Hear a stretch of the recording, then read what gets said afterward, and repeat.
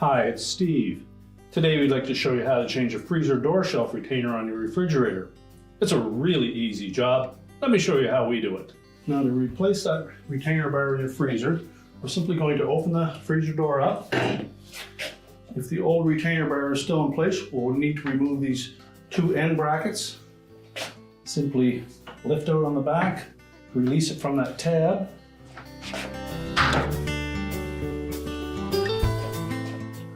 You can simply slide those end caps off of the end of the retainer bars. Discard the old one. Now, before we install the new one, we'll remove that protective plastic film.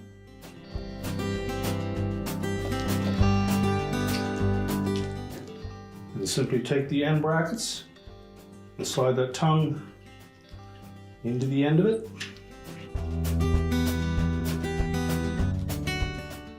Now, with the film removed, we're ready to install the end brackets.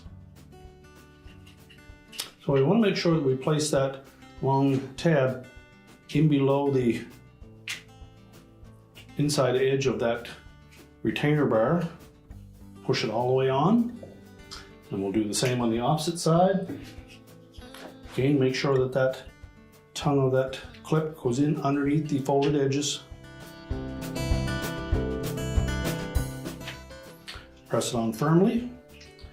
Now we can put the whole assembly back on the freezer door.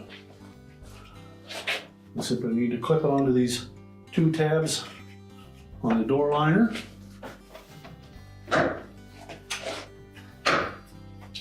Make sure both of them snap into place. We can close the freezer door up, and our repair is complete.